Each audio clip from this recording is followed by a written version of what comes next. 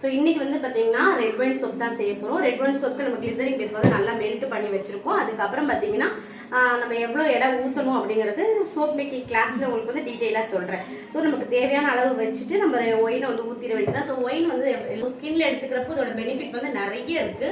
So இதுக்கும் இந்த ட்ரீக்கும் செம்ம காம்பினேஷன். இந்த எசென்ஷியல் ஆயில் தான் நம்ம யூஸ் பண்ண போகிறோம்.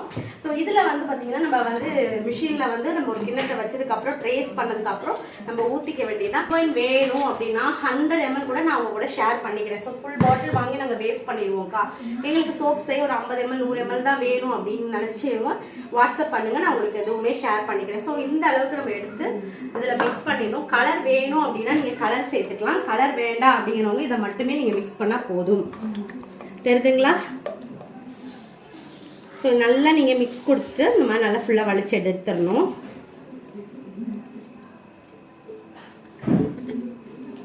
ஏன்னா நிறைய பேர் அக்கா நீங்கள் செய்கிற சூப்பு சொல்லவே மாட்டேங்கிறீங்க, காட்டவே மாட்டீங்க அப்படிங்கிறீங்க இல்லையா, அவங்களுக்காக தான்.